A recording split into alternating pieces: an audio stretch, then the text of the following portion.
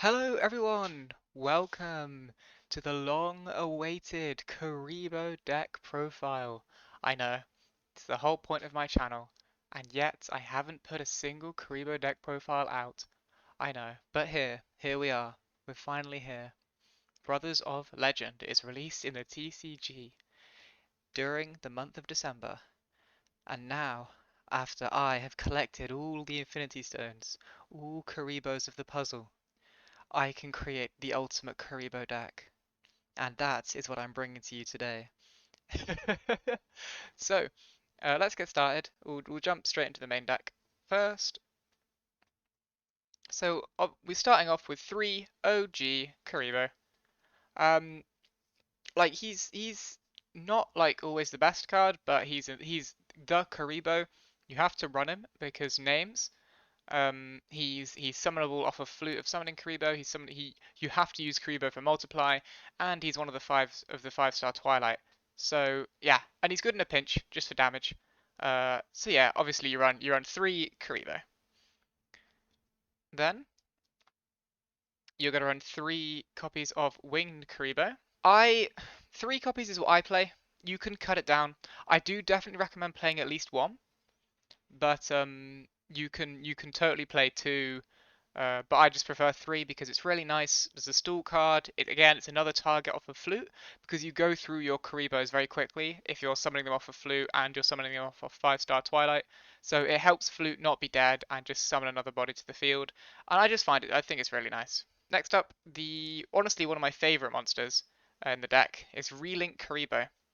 Now, he doesn't look like much at first. His effect is when this card is tributed, draw 1 card.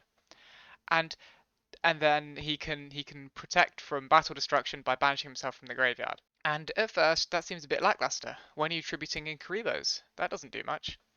But Link Kuribo tributes a monster to summon itself back from the graveyard. So, by having a Link Kuribo engrave and just normal summoning, you can tribute him off, get your Link Kuribo back, and draw a card. And then you can keep summoning him via other effects and keep tributing, and you can just gain advantage over and over and over again with Link Kuribo. You can do it in the battle phase on your opponent's turn. You can do it on your turn. You can just get draw 1, draw 1, draw 1, draw 1, and you slowly gain card advantage through this guy. And that's why I love him so much. You can play 2. Once you've got him in rotation, you've got him in rotation, but he's not searchable, so I play 3. He's also just a really nice card to draw into.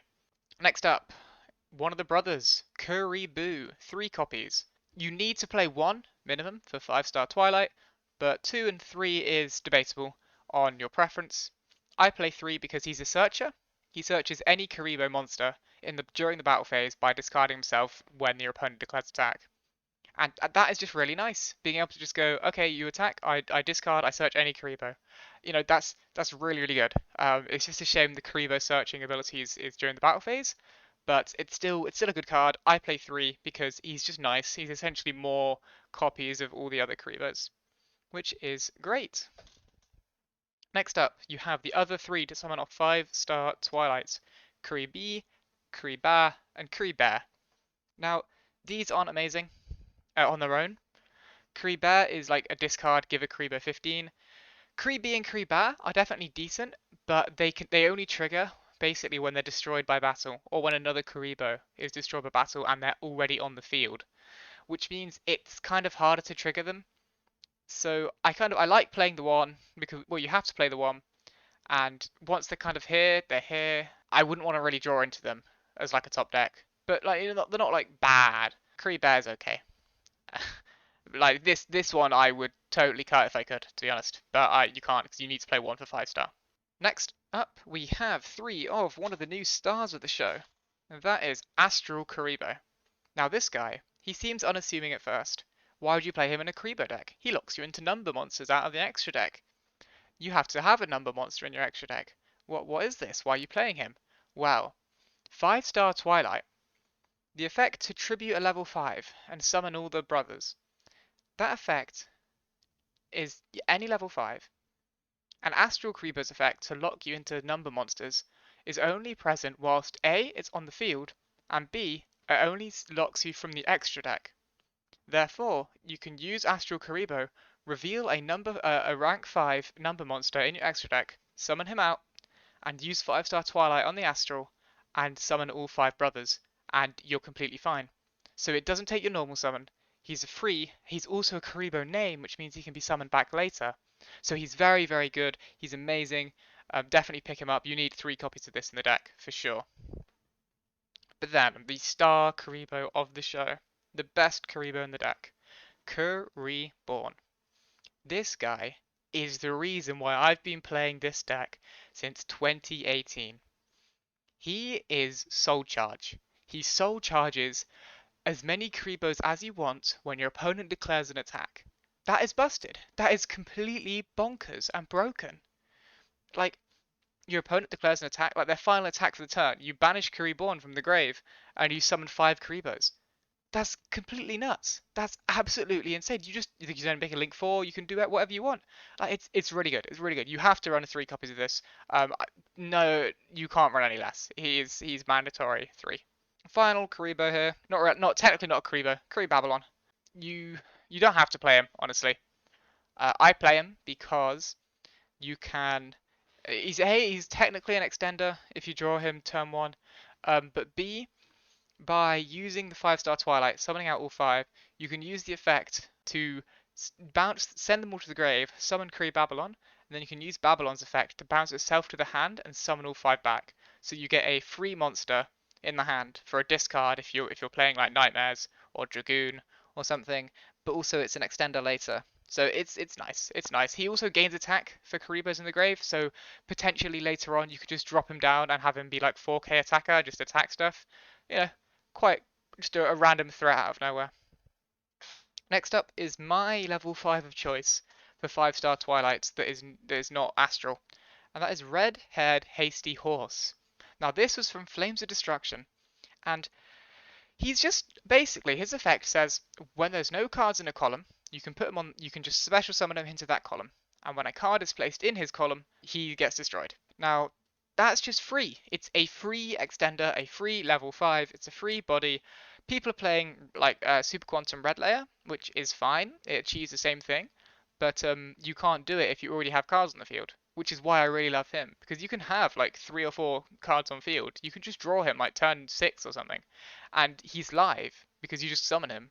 He's live, and that's what I love is that he's always on. You can always summon him like 99% of the time, and he's got 2000 attack, which doesn't hurt. And then finally, a monster that I'm probably quite known for at this point, if you've been following my my channel and the Twitch streams, that is Diabolus, the Lord of the Lair. This guy, this dragon here, he is so good. You can, he triggers whenever a dark monster is tributed. He can summon himself from the hand, or he can summon himself from the graveyard, making him a recurring threat, a recurring boss monster. And you know what a dark is that tributes itself? That's right, Link Kuribo. When you tribute a level 1 monster to summon Link Kuribo back, you can trigger Diabolus in the hand or in the graveyard. When you use Link Kuribo in the battle phase to reduce an attack to 0, you can trigger Diabolus in the hand or in the graveyard. You can summon him every single turn. He is untargetable, he is untributable, he's a boss monster that keeps coming back. He's 3000 attack, he puts on threats to the opponent, and he can rip a card out of the hand if you feel confident in your card advantage. So he's really, really good. I love this guy. He's definitely one of my favourite monsters. He deserves a spot in this deck. Finally, 2 bricks. Don't really want to draw them. Dash a Celestial. Kind of gives away what we're playing.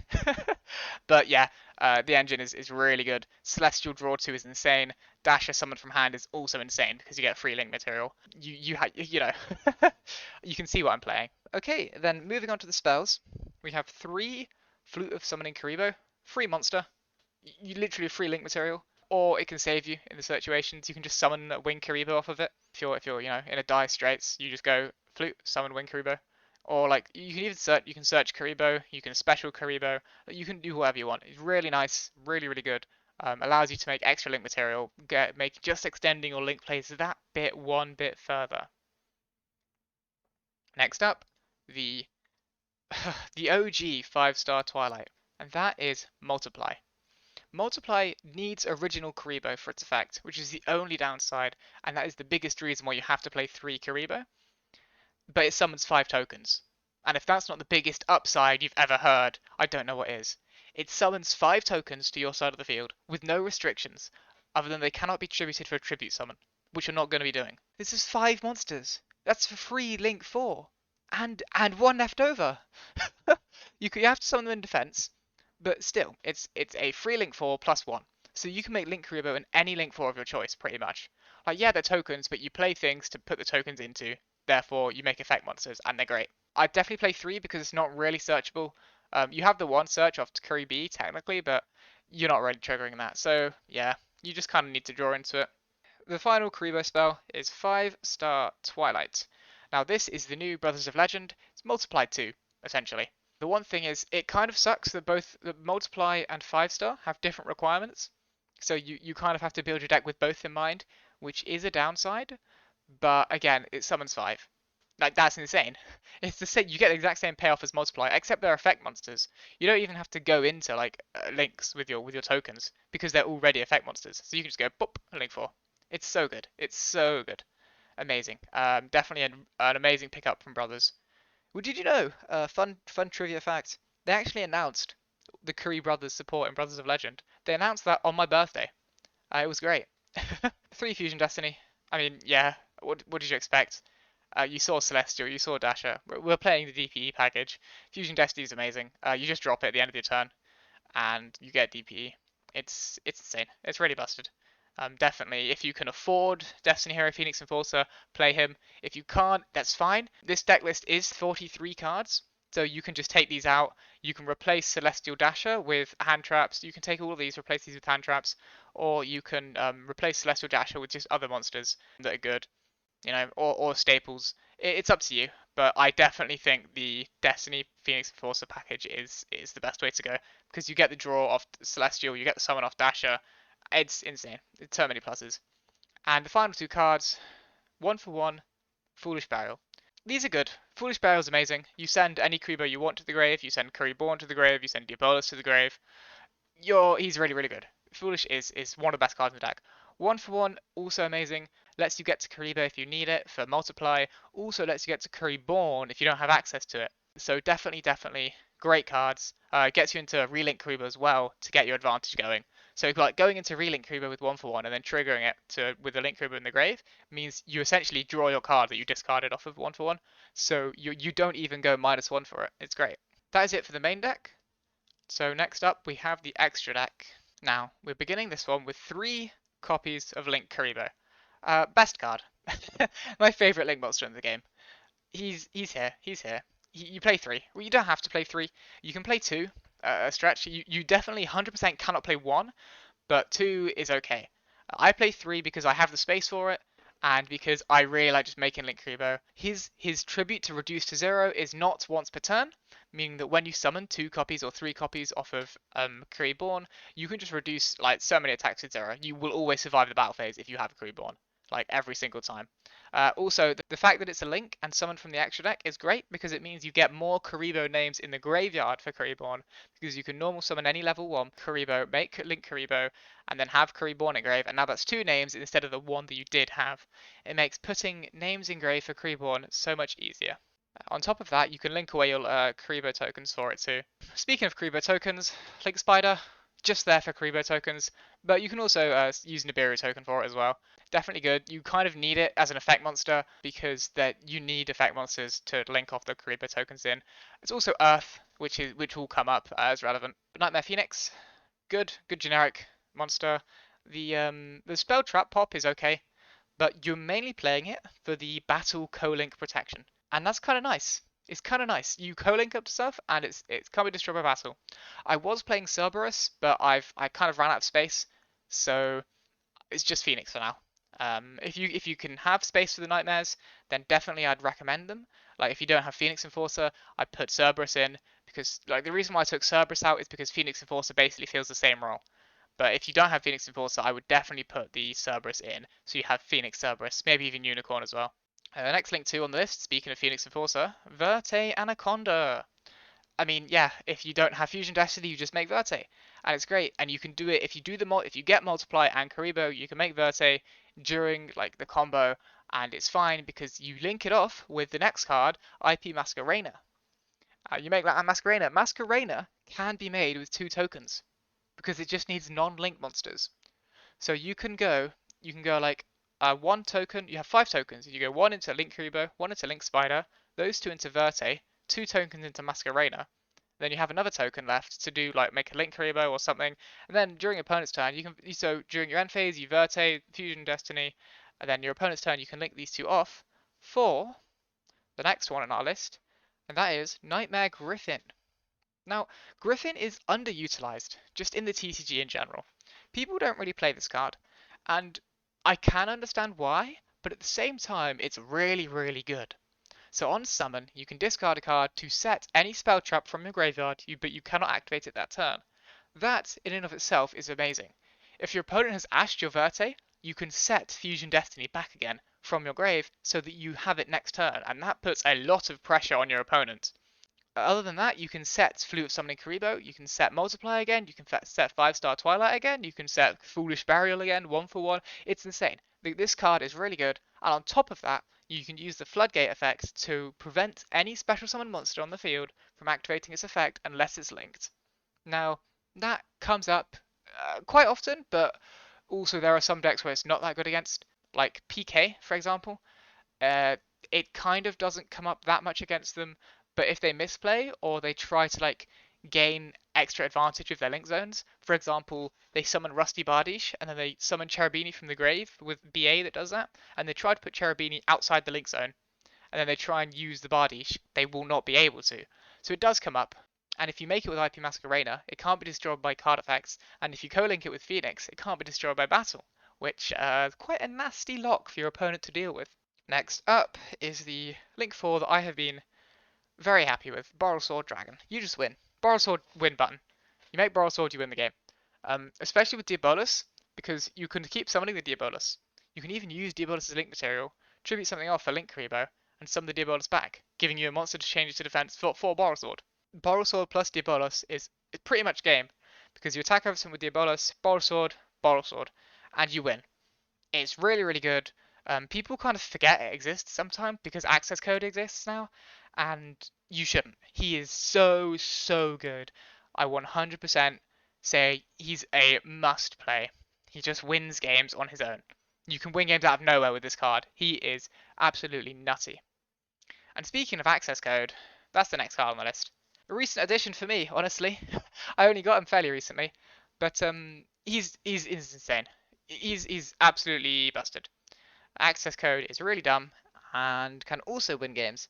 Not to mention, you have attributes to spare because Link Kuribo, Dark, Link Spider, Earth, Phoenix, Fire, Verte and Masquerena are also Darks, so you want to normally banish Verte instead of Link Kuribo.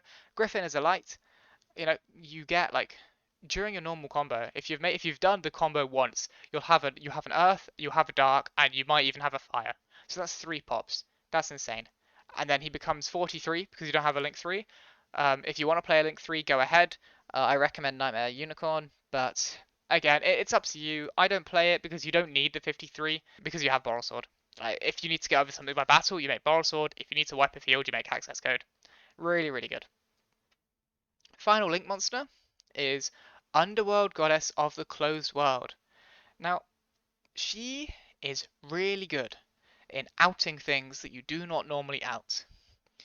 You resolve 5-star, you can then just use stuff and you can out DPE. You make Goddess. You just link it away. DPE gone. Dragoon, link it away. Dragoon gone. And also, if they've already let DPE leave the field, if like they try to DPE while this is already on field, she can just negate the effect that summons it back. So she is a DPE out as well, and DPE is very common in this format. Her graveyard like revival stop is really good, and she's completely unaffected by cards that don't target as well. So definitely underrated card that is gonna come up, especially when Borrel End Dragon comes out from Ghost of the Past 2, and I am very scared of that card, and this card outs it. So this is replaceable. You can change it. It's not necessarily mandatory, but I think it's really good. I think it's going to come up more and more as the meta goes on and develops, and next year comes about. Finally, we have the small XYZ package that we play. We play one Lower Cassandra Nightingale, one number 5 Doom Chimera Dragon, and one Zeus. Nightingale Zeus is kind of obvious here because you just have two Kuribos, make Nightingale, attack, make Zeus. Done. Easy. Doom Chimera Dragon. You need a rank 5 to reveal. You need a rank 5 number monster to reveal off of Astral Kuribo. This one is the better one of the two, in my opinion. You have two options. You have number 5 Doom Chimera, or you have number 17, I believe, Volcasaurus. Now, Volcasaurus is nice because it's a detach to pop a card and burn, but you already have access to that kind of stuff with Phoenix Enforcer, with the Nightmares. As Doom Chimera Dragon, it gains 1,000 attack for each link material, for each XYZ material, and at the end of the battle phase, it can either put one card in your opponent's grave to the top of their deck, so that outs DPE if they've already tried to use it. It gets rid of material and things from their graveyard, only temporary though. Or it can attach one material from your graveyard to itself as XYZ material. Now that is the important part, because as well as attacking every monster for damage, you can go bat bat bat bat bat, and end a battle, attach something to it as material, and now you have a 3 material number 5. And you know what they say about 3 material XYZs? Boop. Double material Zeus. You have 2 sends off this Zeus now, just because your XYZ does it for you. It means you don't need to play like an extra XYZ. You don't need to play like what's it, a Gaia Charger and stuff, because it does it itself. It's really, really nice. I definitely think this is the better rank 5 target for Astral, but it's a bit more preference. Finally, you all knew it was coming. I've said it the entire time. That is Destiny Hero Phoenix Enforcer. I don't know what to say. He's just busted. He's really, really, really, really good. He's a pop every single turn. He comes back every single turn, and that seems to be the theme with this deck, honestly. So he fits right in. Yeah, he's really good. If you have access to it, I definitely recommend playing it. If you don't have access, that's understandable. So I'd replace him with a Nightmare or something. But if you can play this card, do. It's really, really good. Definitely, definitely, definitely recommend this card. Last up, we have 5 tokens. No, this is just a summon off multiply. And yeah, so that'll do it for the actual deck. I hope you enjoyed. It's finally here. The Kuribos have finally come home. The profile is finally up on the channel. I know. I held off doing a Kuriboh deck profile for a long time because I knew that the Brothers stuff was coming and I wanted to just wait for it. So I hope you all enjoyed this deck profile. I hope you all enjoy playing Kuriboh. Make sure to follow me on Twitch and subscribe here as well. Follow my Twitter. Everything will be in the description. So I'm definitely very active on Twitter. I stream once a week, twice a week on Twitch. So you can definitely see me there. Come follow me, come say hi. Just say you're here from the Kuriboh deck profile. I will happily talk about Kuribos for ages, for real. I could go on and on and on and on about Kuribos and deck profiles and the combos. Yeah, it's insane. I'm taking this to locals soon, so we'll see. We'll see. And yeah, so that's it from me. I hope you have a good time. I hope you enjoyed the profile. I hope you enjoyed the deck. So peace out and stay Curry based.